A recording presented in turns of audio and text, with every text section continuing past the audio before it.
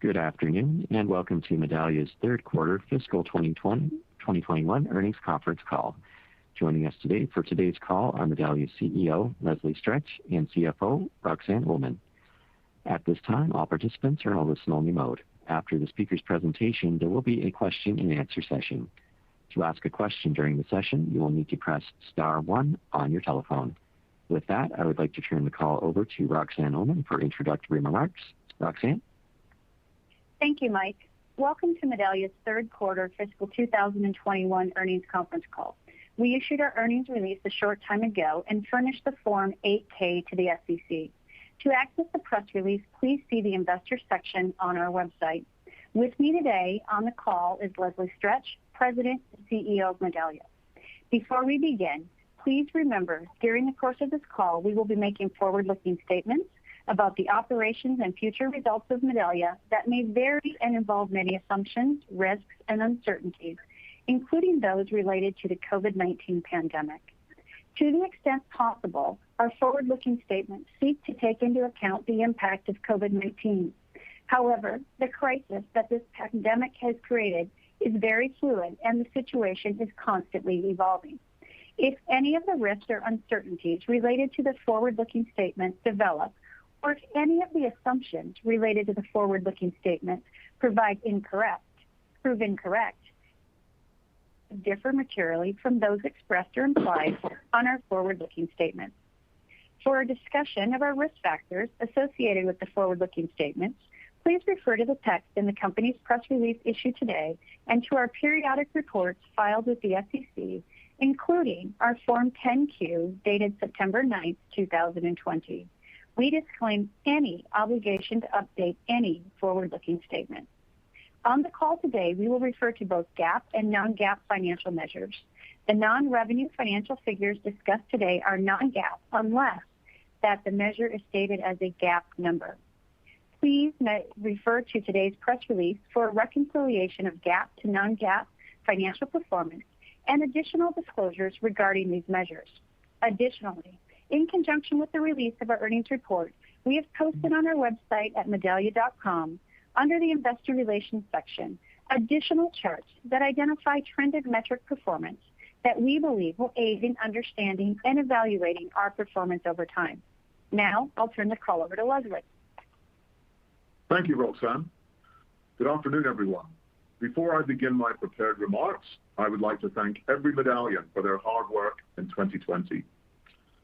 As evidenced by the quote from IDC's Alan Weber in our earnings press release, companies need to engage their customers and employees with more intent than ever. It's crystal clear that customer and employee feedback gleaned from broad and deep information sources, including digital dialogues, voice, video, and ideas, provides organizations with powerful insights and direction. In recent research detailing IDC's 9 future enterprise agenda elements, it was reported that customer experience programs had risen from 8th position to 2nd in the priority list in the last year.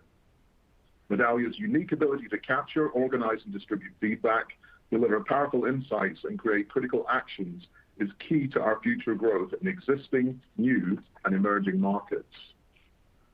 Turning to a review of Q3, I was very pleased with our performance in the quarter. We continue to operate a completely virtual business and had our best new logo quarter ever.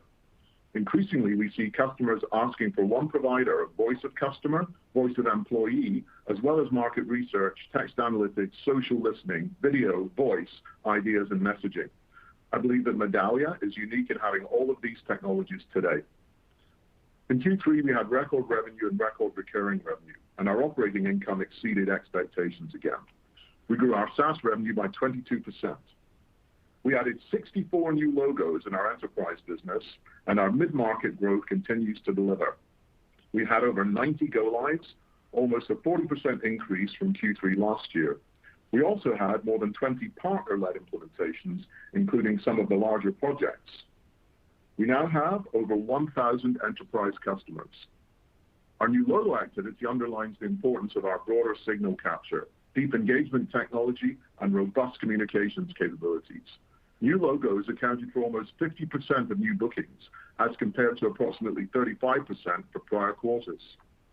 New logos included Deutsche Telekom, Jaguar Land Rover in the UK, Modelo Brewing in Colombia, KeyBank in North America, National Bank of Canada, Radisson Hotels in the US, a major electronics manufacturer in Singapore, Bantrab, a financial services company in Central America, our first new logo with our new partner Itso, Bradesco in Brazil, giving us 2 of the top 3 banks in Brazil and 5 of the top 10 banks in Latin America.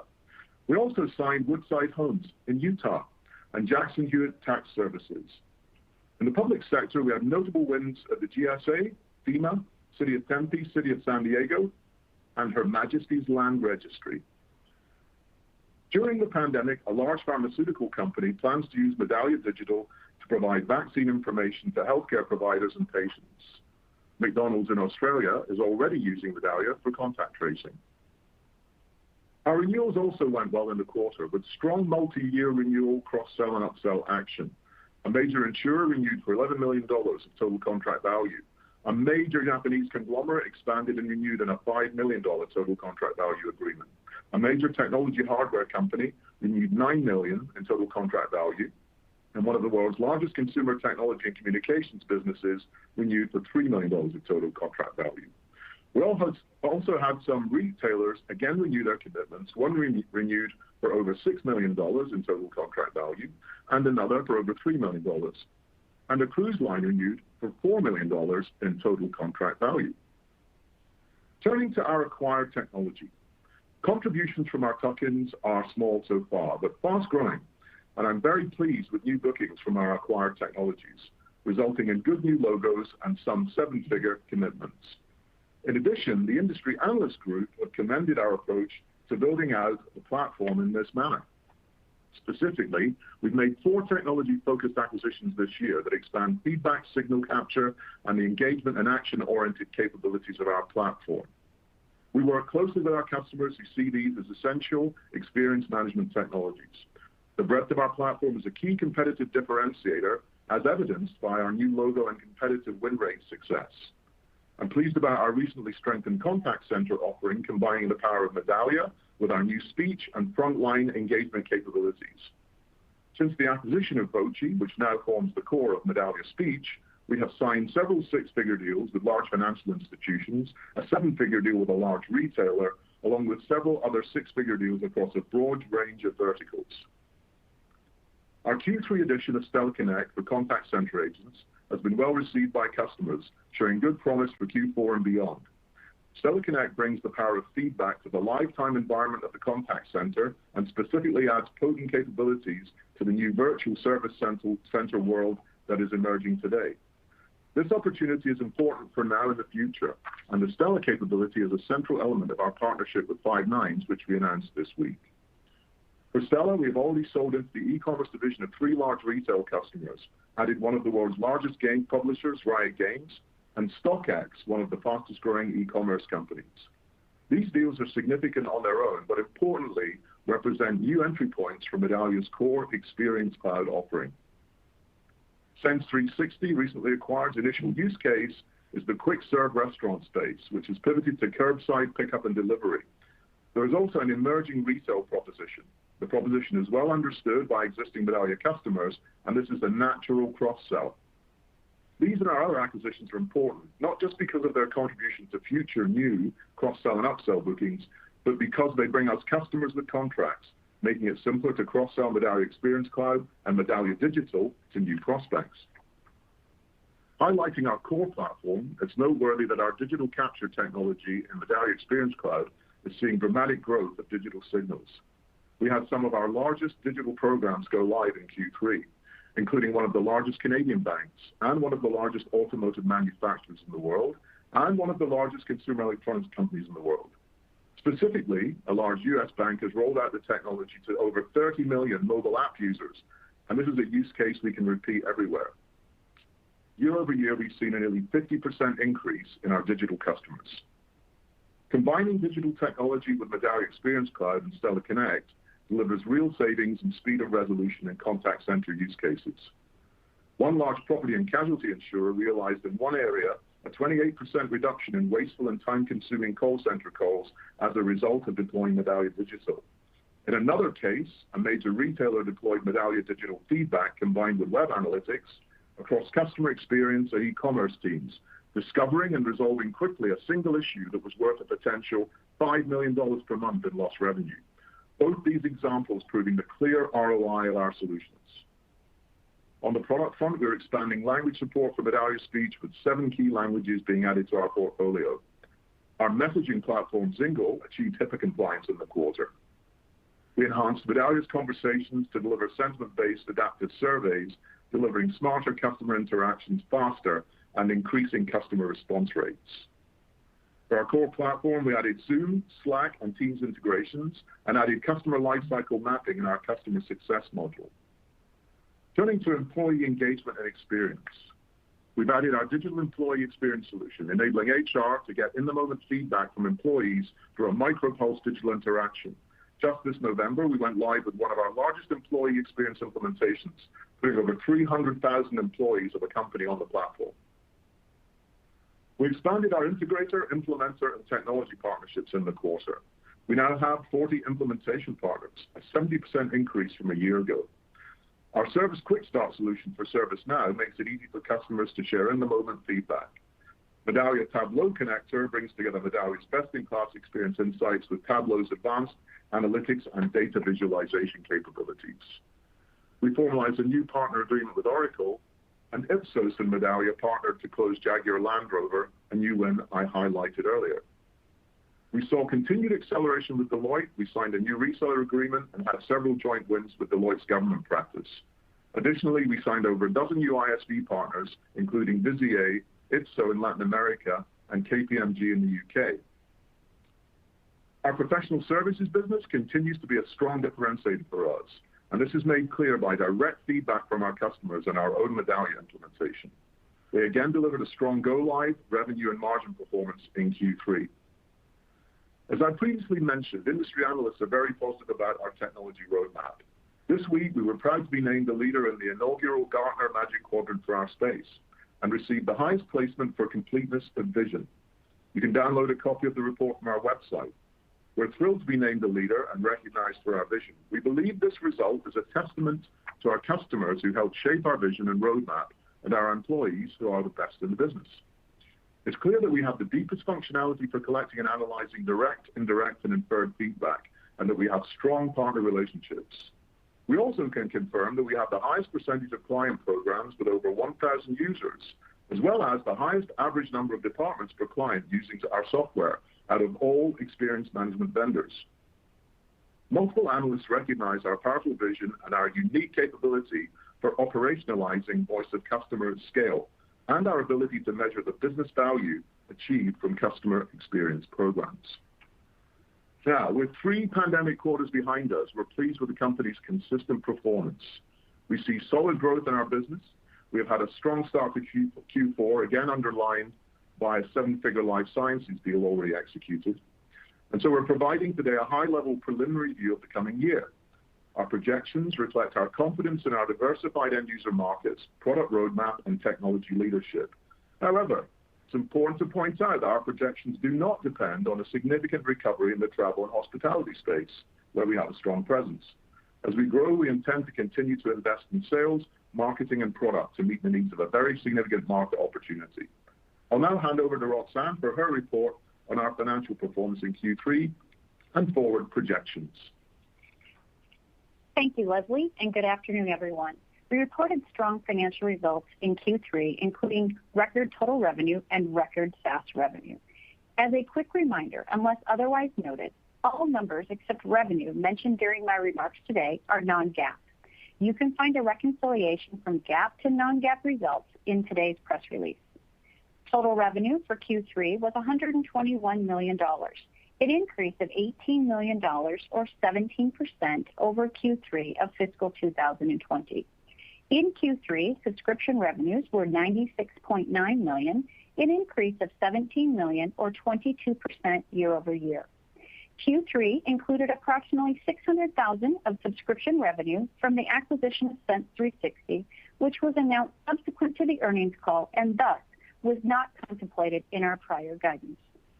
As we have noted on the past few calls, we have modified subscription terms, flexible payment, or invoicing terms in exchange for extensions of existing contracts for certain customers hardest hit by the pandemic.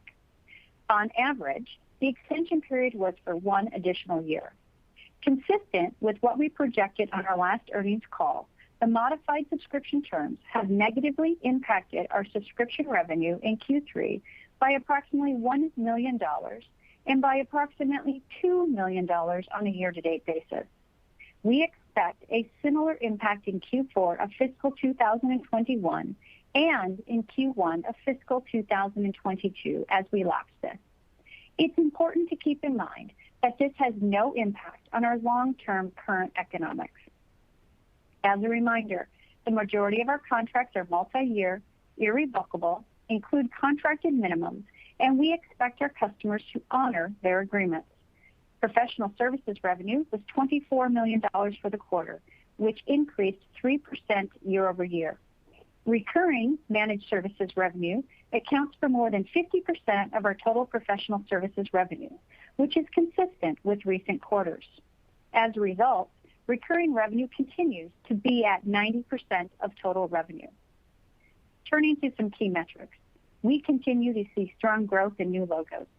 We ended the quarter with over 1,000 enterprise customers, an increase of nearly 45% year over year. In Q3, we added 64 new enterprise logos and approximately 100 from our acquisitions of Stella Connect and Sense 360. For the 12 months ended October 31st, 2020, our dollar-based net retention rate was 115%. Customer M&A and bankruptcy drove the change in our net retention rate. We believe our strong net retention rate underscores the ROI our platform provides and our ability to retain and steadily expand businesses within our existing customer base. Turning to RPO, or remaining performance obligations. As I have shared with you previously, our RPO metrics may be impacted by contract durations and extensions, as well as timing of renewals of multi-year contracts.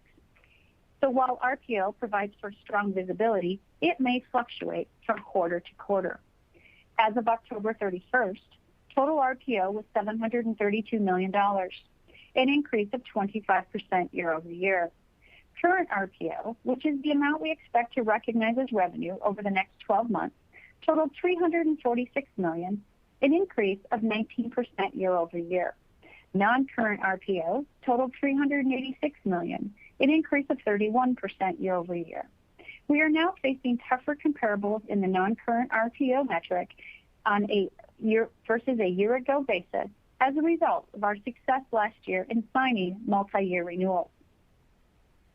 I'll now turn to our non-GAAP gross margins and operating expenses.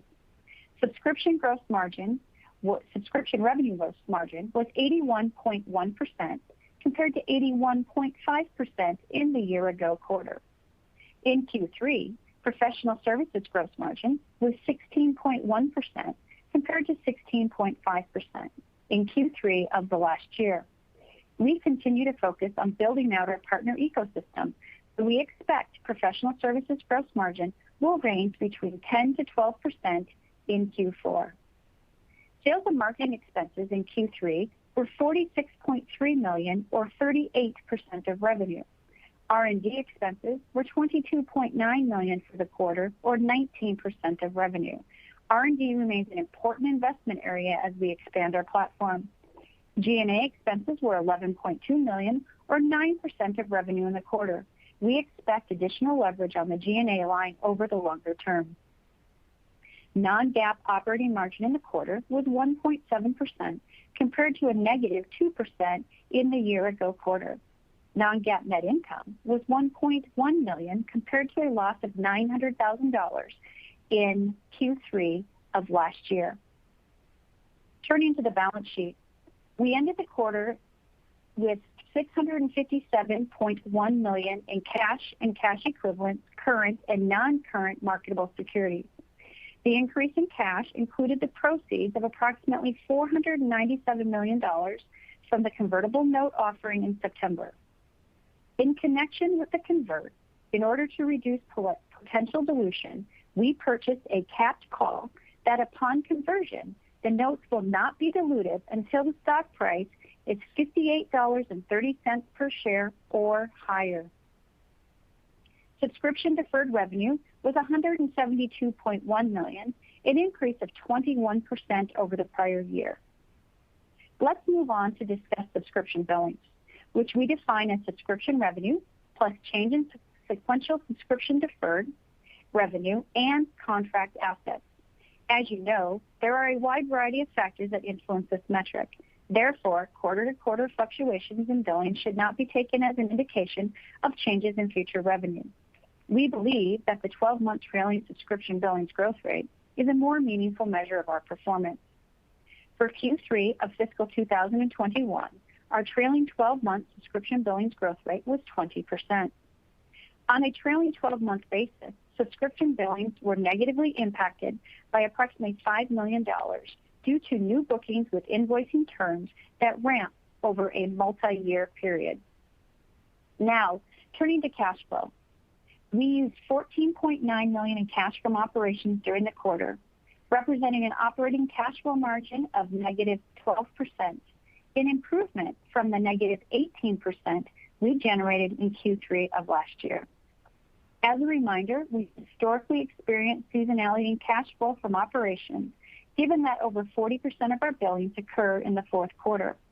As a result, our operating cash flow has been positive in Q1 and Q4, followed by cash flow from operations being negative in both Q2 and Q3, and it has been for the past few years.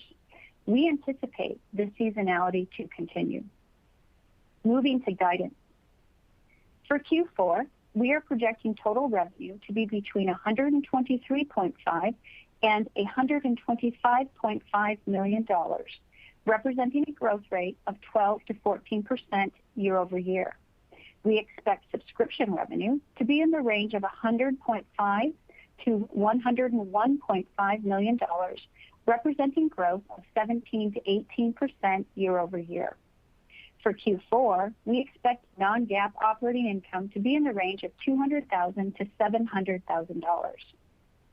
We expect other income and expense to be an expense between $500,000 and $800,000, primarily due to interest expense associated with the convert and reduced interest rate environment. We project income taxes to be in the range of $500,000 to $1 million. We anticipate basic weighted shares outstanding to be approximately 151 million and fully diluted weighted shares outstanding to be approximately 180 million. Finally, we anticipate our capital expenditures in Q4 to be approximately $5 million, primarily related to enhancing our data centers to meet our customers' demand. On a full year basis, we are projecting total revenue of $472.7 to $474.7 million, representing a growth rate of 17 to 18%. Professional services revenue growth is projected to be in the low single digits, as we have significantly expanded the number of delivery partners this year, as Leslie discussed previously.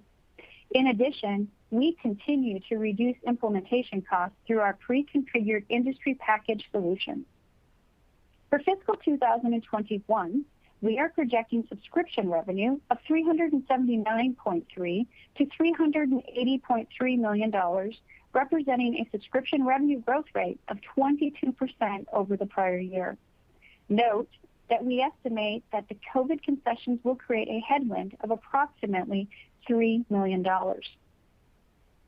We expect the acquisitions we made in Q3 to contribute a little over 1% to our fiscal 2021 subscription revenue.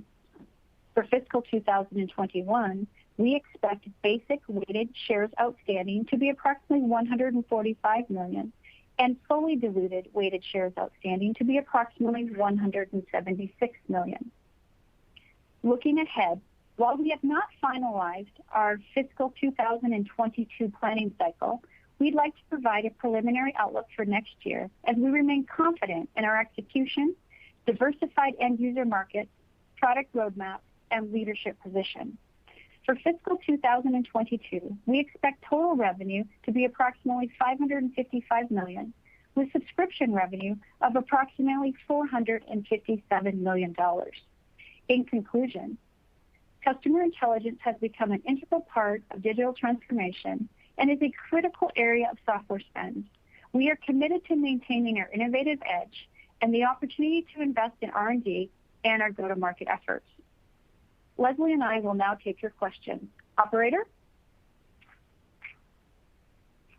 At this time, I would like to inform everyone, in order to ask a question, press star 1 on your telephone keypad.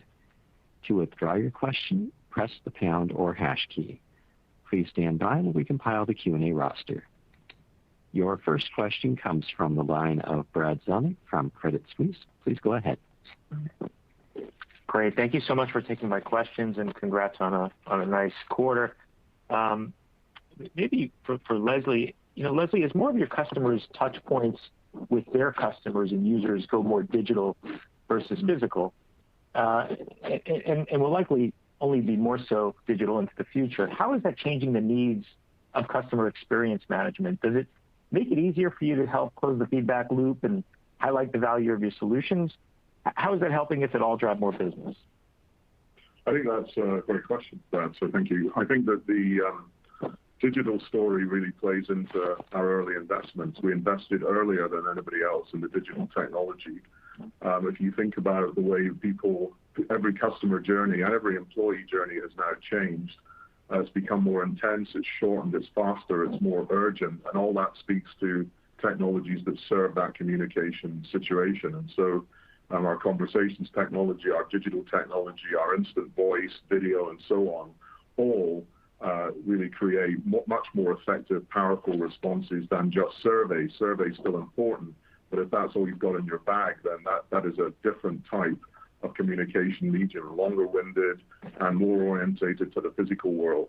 And so I think we're beautifully positioned, actually, in my view, with the spectrum of digital capture that we have. Everything's speeded up, journeys have changed, everything's shorter, everything's more intense. And I highlighted in the prepared remarks that we've had 50% growth in digital customers, and I highlighted some of the large digital rollouts that are an effect of what you just described in your question. Thanks, Leslie. And maybe just in follow-up for Roxanne. Roxanne, can you share with us what your assumptions are for the initial fiscal 22 guide that you've shared? Thanks.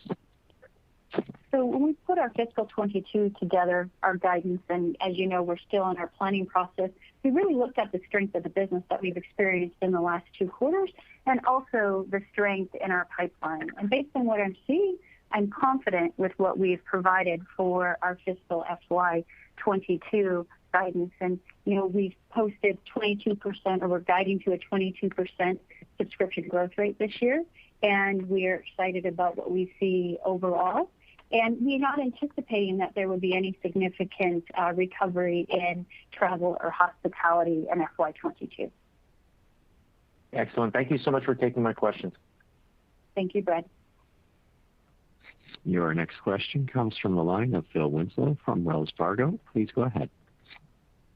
Hey, thanks for taking my question. I really want to drill into the employee experience side. That was something that you've highlighted over the past couple of quarters. We've heard from some other vendors in sort of the traditional HCM space about the success in return-to-work applications. So a question for both you, Leslie, and Roxanne. But when you're talking to customers about employee experience, what are you hearing from them in terms of sort of their planning for return to work, and also tying that together with customer experience? And then just one quick follow-up to that. I think the situation that we're in, Phil, is that this whole situation has highlighted the need to communicate more effectively and faster with novel, modern, and exciting mediums instead of the annual 360 review, which is kind of the domain of the traditional HR players, to be honest. And so what we're seeing is people want to create safe spaces for employee groups and different constituencies. They want to have global communication, global virtual communication. They want to have the ability to toggle between anonymity and ID'd communication and dialogues. And they want to be able to ask questions at any time and not depend on a structured sort of old school survey.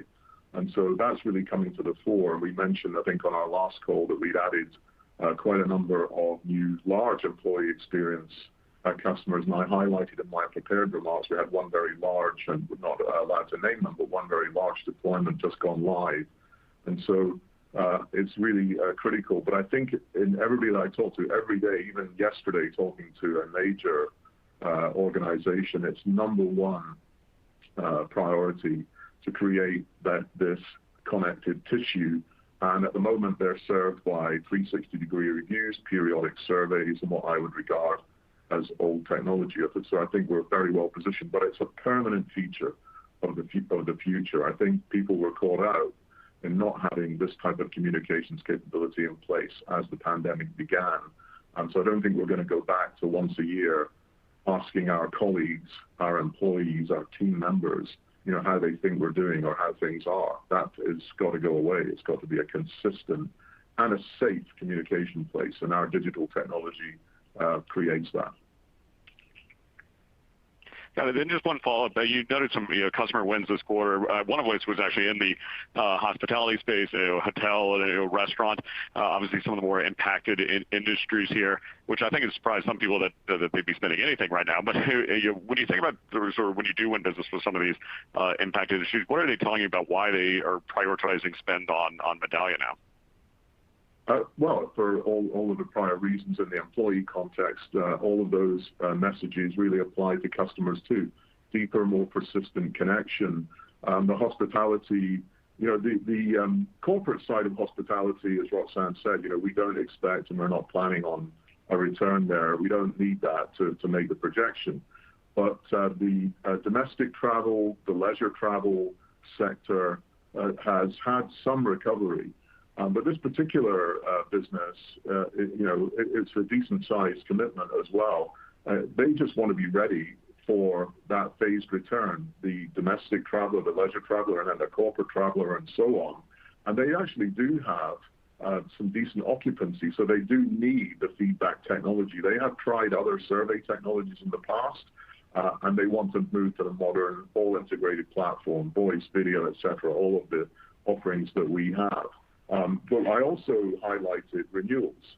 And the reason I highlighted those renewals is because some of them were in what we consider to be stressed areas, and I don't want to embarrass or identify any company there. But it's important that even in distressed times, they're making multi-million-dollar commitments to this digital technology. That's been very encouraging, and that theme has been there, that renewal theme, large renewal theme has been there throughout the year. Great. Thanks, guys. Thank you.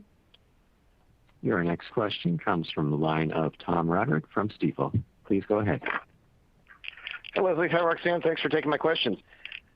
So, Leslie, I guess I'd like to start with you. I mean, you rattled off a number of 7- and 8-figure deal renewals in the quarter, number of different industries. And, if we think back to the March quarter and the feedback at that point, I remember you calling out that, large deals were harder to come by. You were going to focus a little bit more on mid-sized deals and paring them down. And then what we saw in the summer, and then certainly what it seems like in the fall, is sort of a renewal of this large deal activity. So I was hoping you could sort of more broadly speak to the demand environment for those 7- and 8-figure deals. And in particular, if you could sort of talk about those renewals, were you seeing, notable upsells from customers, cross-sells? Were they purchasing more, expanding usage as part of the renewals? Just some more commentary on some of those bigger deals that you highlighted would be really helpful. Thank you.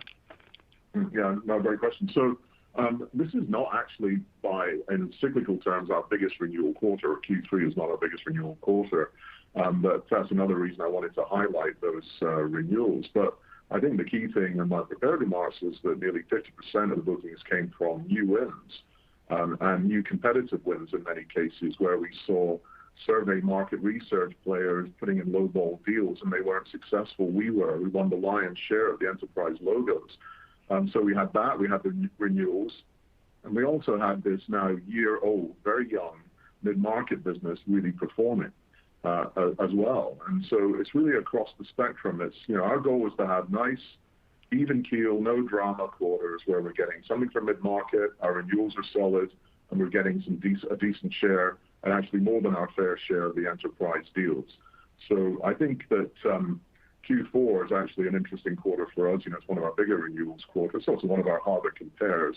But I think the new business and renewal and upsell and cross-sell mix will continue. But the key highlight was nearly 50% from new bookings in Q3, which is one of the highest we've ever had. Wonderful. Well done on that.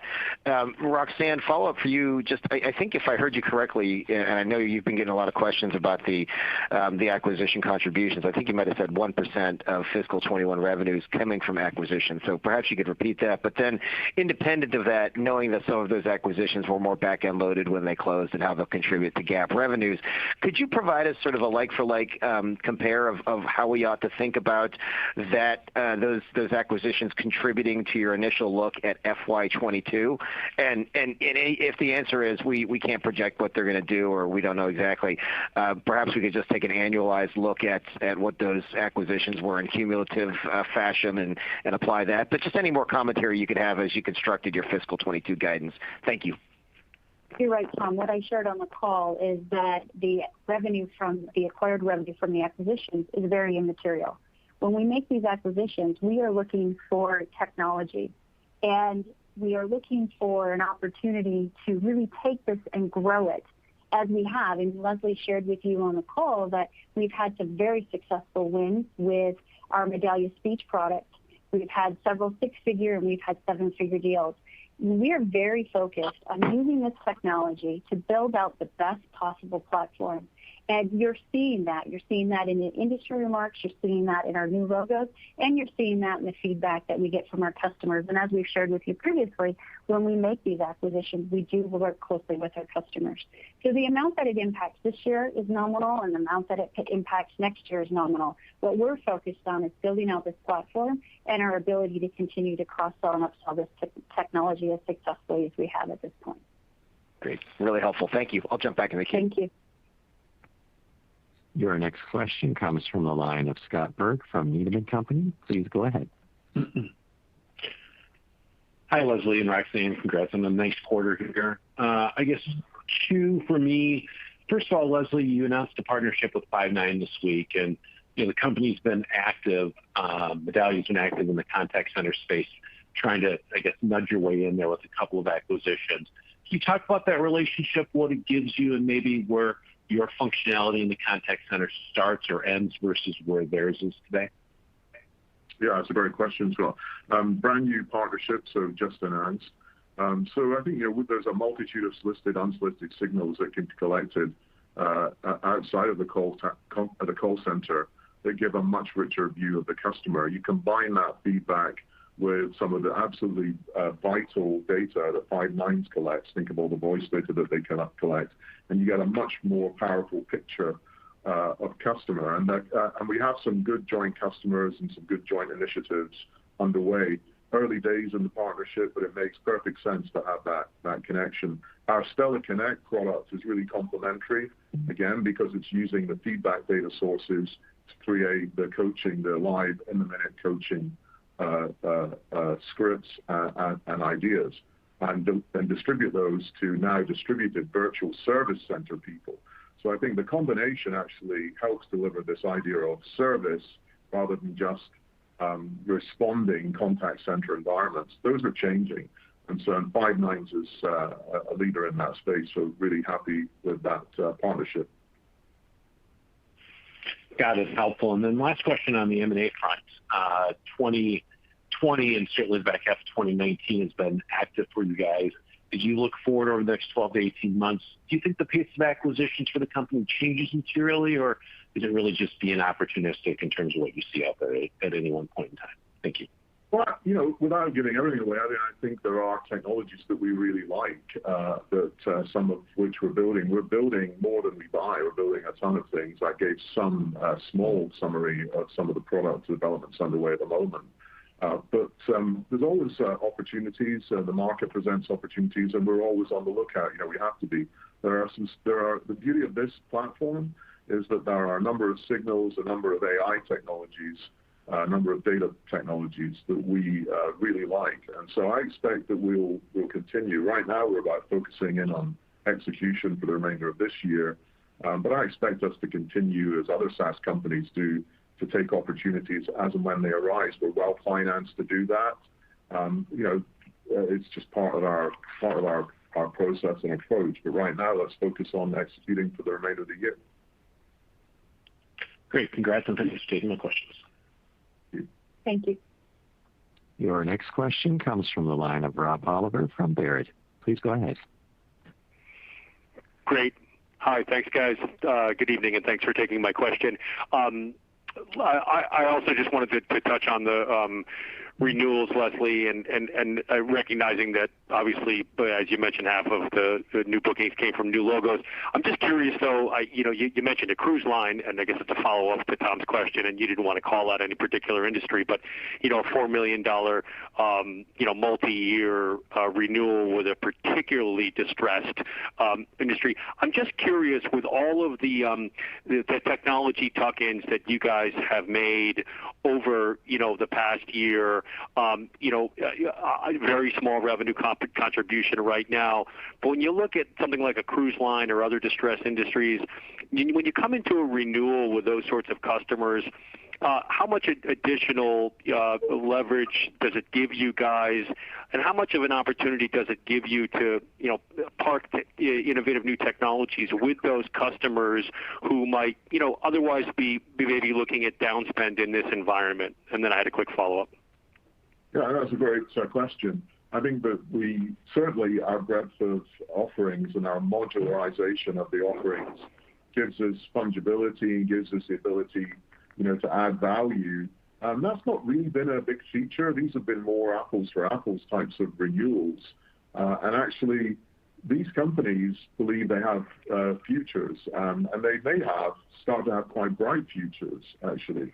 And so they are very positive and upbeat about their future. And this is part of their investment to be connected deeply for the future. So we actually do expect, we haven't had much revenue from the acquisitions. We do actually expect upsell and cross-sell bookings as a result. We don't expect to use them as concessions to keep people on the hook.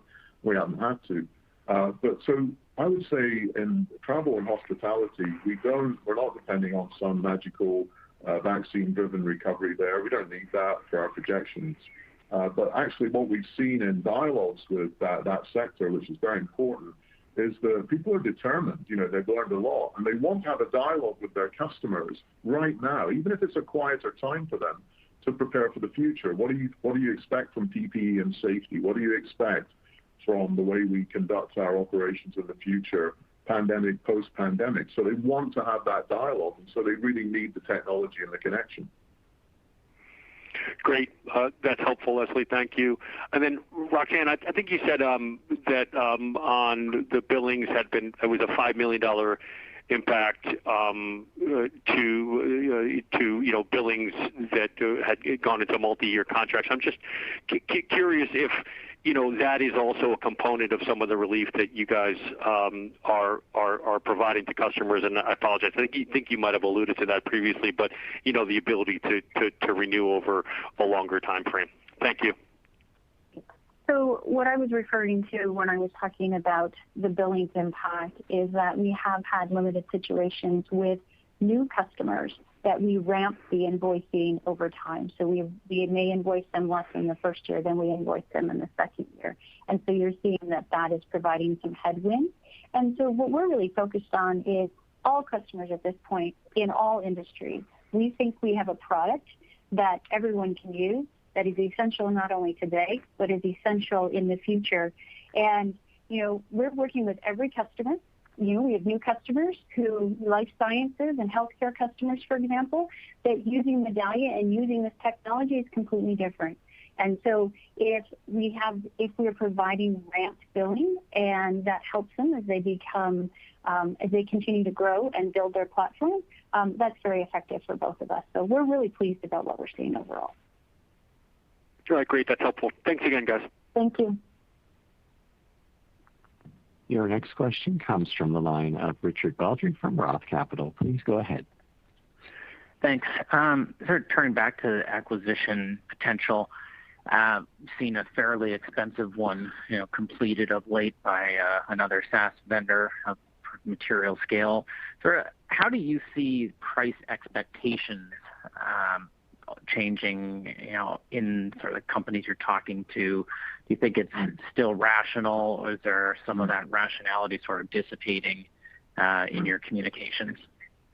That's a great question. Of course, we were outbid in the Slack deal. Of course, we didn't quite step up there. Roxanne couldn't find enough money under the sofa.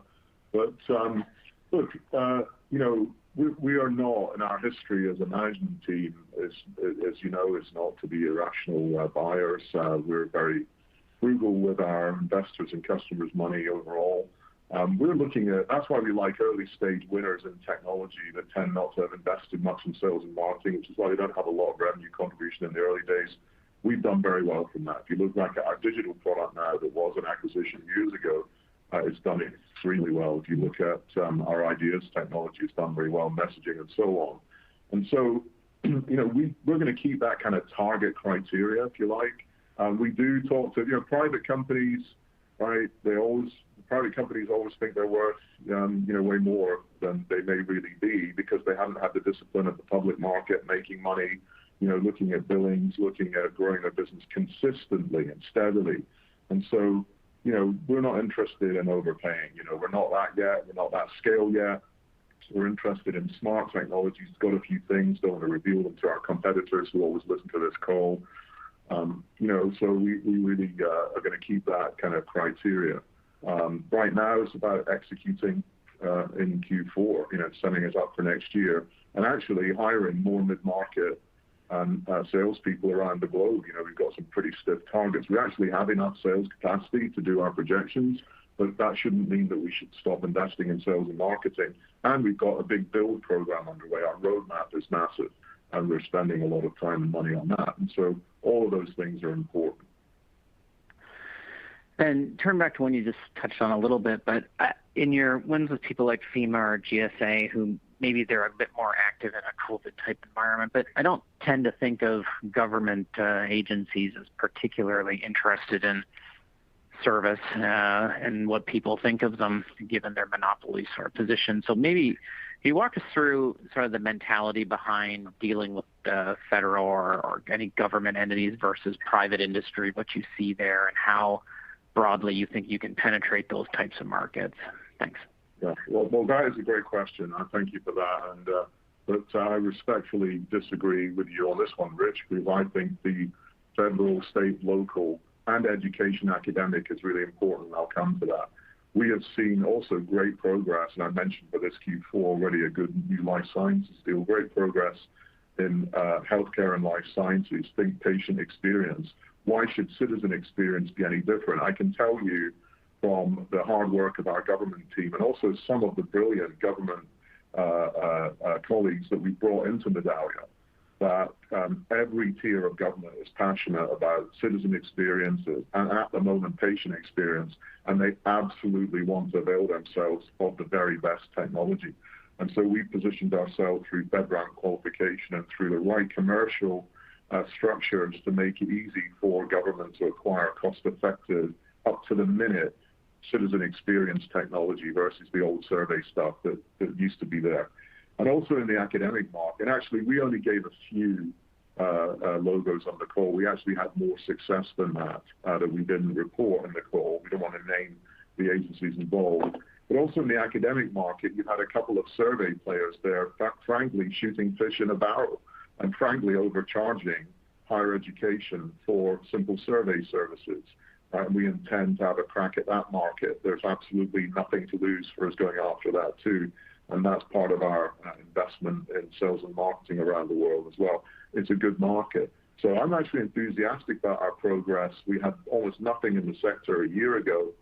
And this year, the government team have started to really make great strides forward, both at federal and state and local. And I mentioned a couple of those there. I think it's a big opportunity, actually. Great question. Thank you. Great. Thanks. Your next question comes from the line of Brian Schwartz from Oppenheimer & Company. Please go ahead.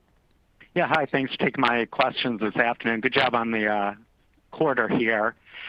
Leslie, first question for you. It has to do with the investment profile here for next year. It's really a question on the sales and hiring.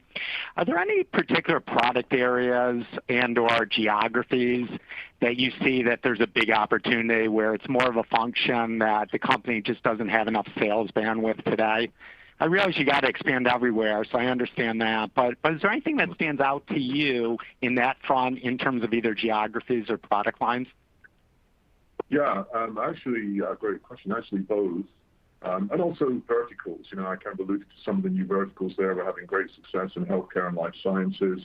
There's a lot more to do in both of those markets, and also federal, I mentioned.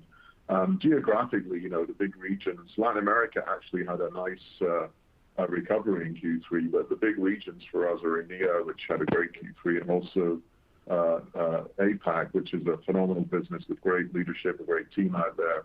And so we're investing in all of those. I don't want to go into too much detail for the competitors that's on the call, read the transcripts and all that, obviously.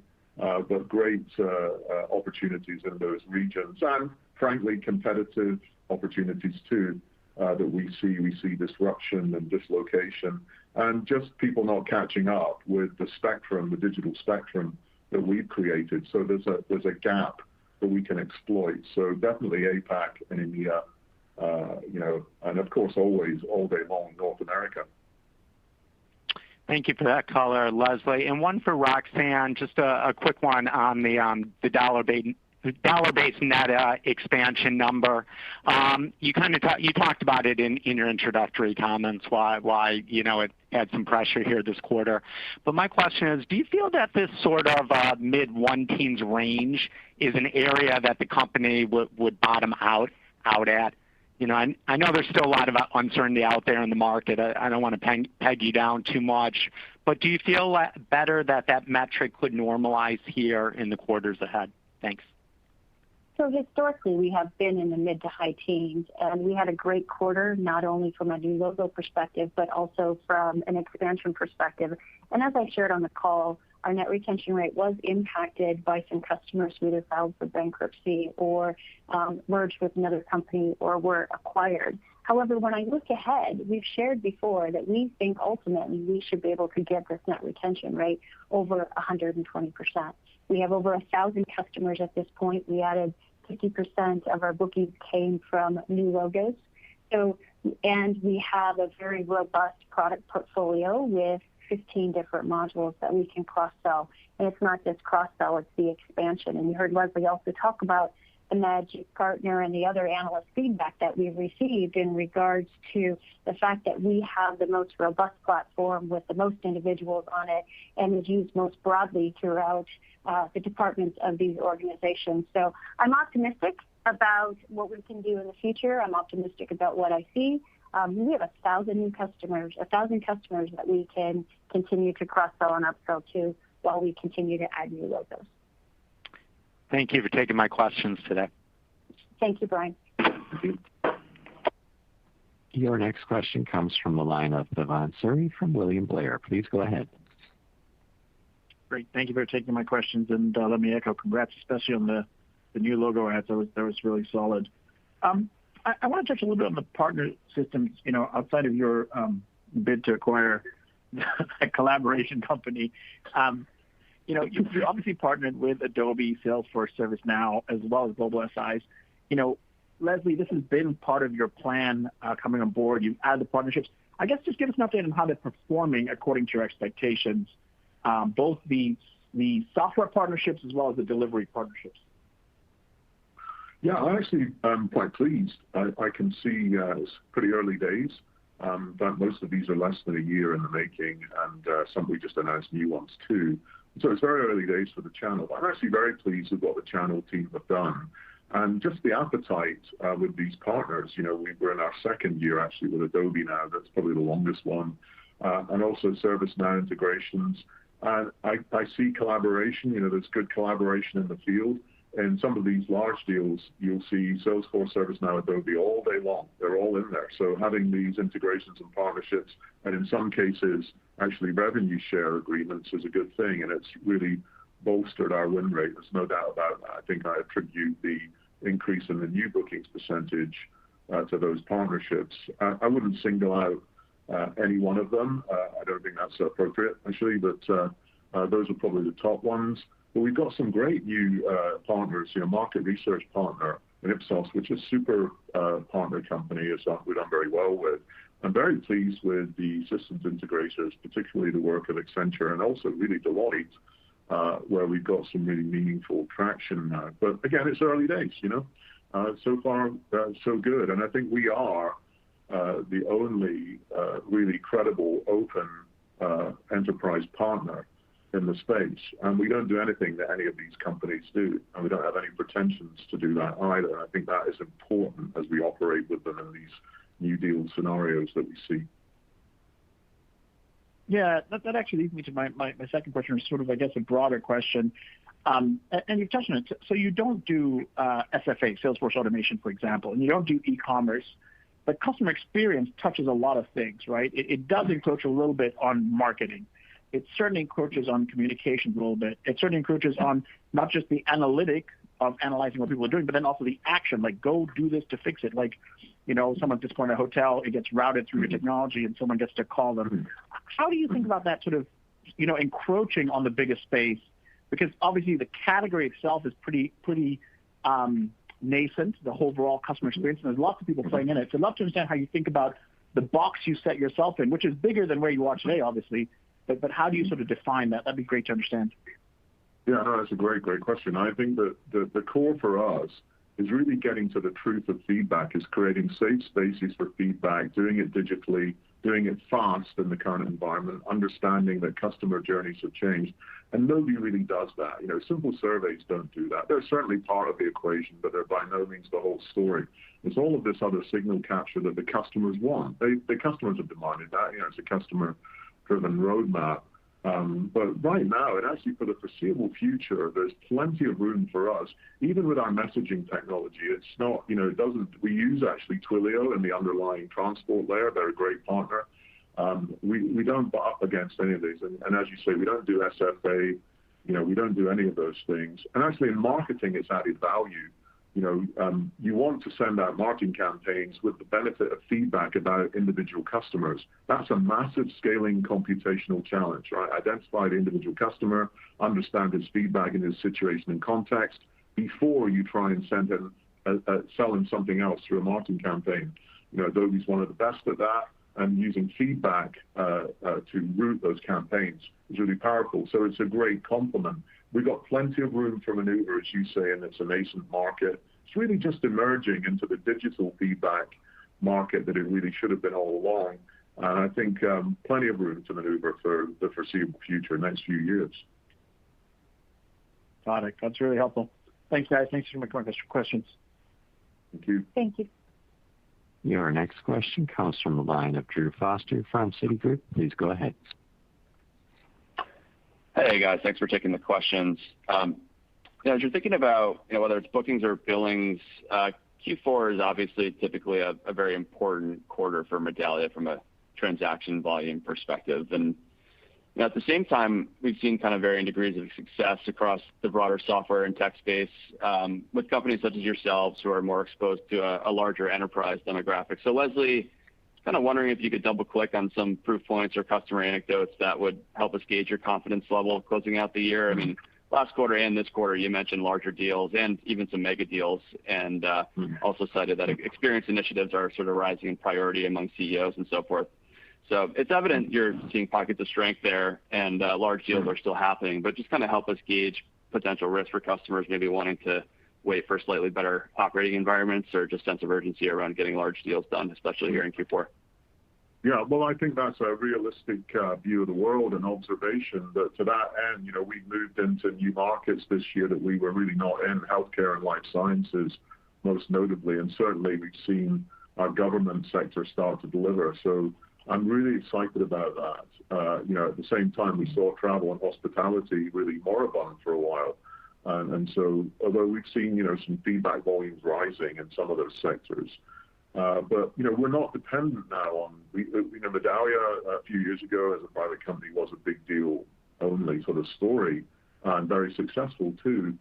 We are not dependent on that anymore. We have a very broad spectrum and ability to land and expand, ability to show people proof points, do proof of concepts, do all kinds of deals that will get us, into more familiar relationships with large enterprises too, so that they can pull the trigger like some of those customers that we just talked about in Q3. So we've taken all that into account in the way we look at Q4 and FY22. We've taken all that into account, plus the pandemic, and we've taken a conservative, maybe even a pessimistic view of recovery. We don't need that to get to our projection because the company's pivoted beautifully to digital. It's pivoted beautifully to virtual working. So that's why I look at Q4. I appreciate your comment. I get where you're coming from on the other companies and all that. But our story is ours, and I feel we're in control of it. We've had 3 pandemic quarters now. We understand how to be effective virtually. We'd all like to be together, and we'd all like to collaborate physically and all the rest of it. We actually understand how to do it. It's highly productive. Our customers like it. And so I think we're well positioned. It's really helpful commentary, Leslie. Thanks. And just the last one for either of you. I mean, as we think about some of the verticals who obviously have been impacted this year, and we contemplate the guidance that you have out there now for next year, Roxanne, if those verticals start to come back a little bit quicker than we're expecting here, I mean, can you help us kind of contextualize or quantify, what potential uplift that could bring you next year? So, as I shared, you're right. We're not anticipating that to hit our numbers that we would need to have a significant recovery in hospitality and travel. I think it's too early to tell you, hey, if they recovered, what I think this could do from an upside. However, obviously, there could be some upside to our number if we do that. And it's not just about hospitality and travel, though. We have really broadened our overall vertical portfolio. We've talked about the fact of life sciences and healthcare. However, we've seen a lot of activity in manufacturing and high tech, especially as companies are working and bringing their people back to the factory. They need to be able to communicate with them. They're also using our product in communicating with their vendors, getting feedback from their vendors. So those are all different aspects that we hadn't seen before. And Leslie talked to you about a pharmaceutical company that is using our product in part of the vaccine, and a McDonald's Australia who is using it for contract tracing. So based on the usage of our product and the breadth of our product throughout these organizations, we're seeing a lot of upside in regards to multiple verticals. So it's not just about hospitality and transport. Understood. Okay, that's really helpful. Thanks a lot, guys. Thank you. Your next question comes from the line of Terry Tillman from Truist Securities. Please go ahead. Hey, Roxanne and Leslie, thanks for fitting me in. I guess I'll spare you a question about the collaboration space. Yeah. So I did see the news recently, and we had touched on it in one of our reports, but the new hire on the chief digital officer and demand gen side. I know you're always on the lookout for new talent, but demand gen seems kind of an important area. So maybe Leslie could give us some perspective on kind of what instigated that move, and then I had just a quick follow-up. Yeah, no, it's a super question. Thank you, Terry. Great question. Yeah, I mean, everything's changed. People that depended on events and classical events, you can't do those. You won't be able to do those for some time. And so if you try and take your traditional classical event and replicate it in the digital world online and create a live event, you create the same time-bound temporal constraints as a physical event. Henson is a thinker around digital, and he's an award-winning digital marketer. We're about creating short, sharp, highly impactful sessions. And in the last few months, I've actually never done as many customer live sessions that we've been able to record and then put out there on the web for people to see the use cases live and in action. And I think we've only just begun to see the contribution to the pipeline from that activity. And so it's everything for us now. So digital marketing, short, sharp, broadcast, Medallia.tv, all of these things you're going to see coming to the fore.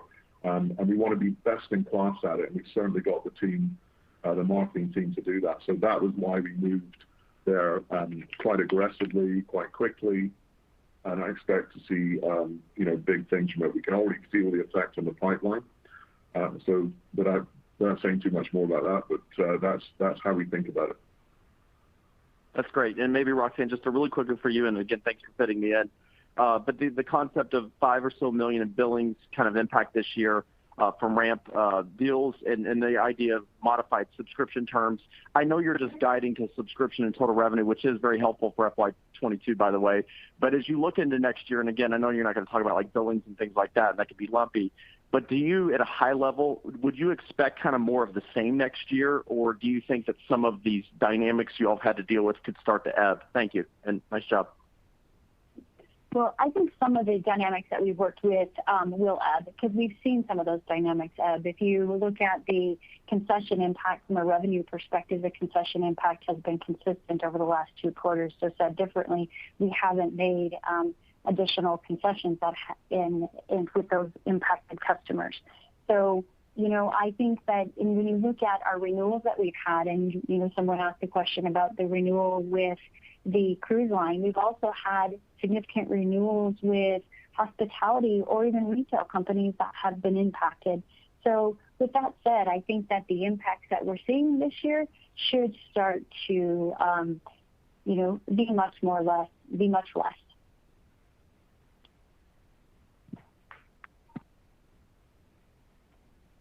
Your next question. Thank you, Terry. Your next question comes from the line of Matt VanVliet from BTIG. Please go ahead. All right, thanks, Roxanne and Leslie, for taking the question. I guess maybe a follow-up on the public sector. A lot of strength there and seeing some good growth. Just curious on how you're seeing seasonality around that. Is third quarter expected to be kind of the high water mark on a typical annual seasonality, or do you still see quite a bit of strength here in the next several quarters? Well, I think it's true it's the high watermark from a federal perspective, but we've got state and local that we're just really getting into. But we also have global, we have international. To be fair, India is probably the first place that we're making good progress in public sector. They have some of the largest public sector employers in the world, after all, in the UK and in Germany. And so actually there is a spread there. It's not all about just federal. So I'm pretty happy with we made a big investment. We built a multi-year plan around federal, state and local, and now we're going to begin our academic work, which is very important. And we're coming from a position where we don't have any baggage at all in that market. We're starting with a new modern digital perspective, which is very exciting. Indeed, we've had some of our first engagements, in fact, some of our first wins, really taking away the very simple, stupid survey technologies that are being used in that space.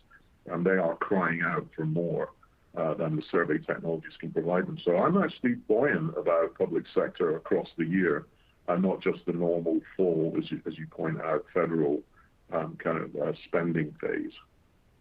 That's great. And then I know it's pretty early on the mid-market side, but just curious what deals look like from a total number of modules or how comprehensive some of those are looking. Are they much more of kind of a low land and expand deal, or are you seeing some of those customers really taking down larger portions of the platform, even if it's at a slightly smaller TCV? Yeah, we actually have. We've seen everything, but we actually have, and I mentioned a couple of them on the call.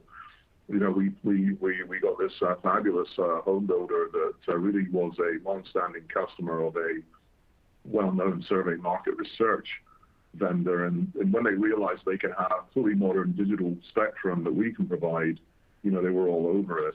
And so I think what's actually surprising about our mid-market success is the number of people that want Medallia Experience Cloud. But we do have great land and expand with some of our acquisitions like Living Lens. Our ideas technology is a great entry point. We can go from ideas to Medallia Experience Cloud. So the point for us is that the growth in our coverage in that area, we're still relatively small in sales terms in terms of others, but we're growing fast. But we have much more to offer salespeople, talented virtual salespeople, much more spectrum to sell, and much more powerful solutions for customers. But it's really interesting to see the number of them that want the full radar scope of Medallia Experience Cloud. And we actually thought they might start with a simple survey, or might start with just digital, or might start with Living Lens video. But we've been pleasantly surprised by the number of people that have come along for the full story, and also the size of some of the deals. We had some good mid-six-figure deals there. Great. Thanks for running late and keeping my question in the queue. Thank you. Pleasure. Your next question comes from Brett Knoblauch from Berenberg Capital Markets. Please go ahead. Hi, guys. Thanks for taking my call. Just one for me. I think on the organic side, customer ads are really strong in the quarter. Is that something you would expect to continue given maybe the increased involvement from partners and mid-market success? Yes, it is. I think we talked about our pivot to really big investment in digital marketing. I think we're just beginning to see the beginnings of that, as I mentioned in the pipeline. We've added substantially to our mid-market sales team. We have a fabulous academy program that brings people in and onboards them and makes them effective. And we still have our big deal team, which actually is growing. And so I do feel that the opportunity is there for us to do well through Q4 and also through FY22. Absolutely, yeah. Perfect. Thank you. Okay. I will now return the call to Leslie Stretch for closing remarks. Great. Thank you, everyone, for taking the time with us. Look forward to talking to you all again soon. Ladies and gentlemen, this concludes today's conference call. Thank you for participating. You may now disconnect.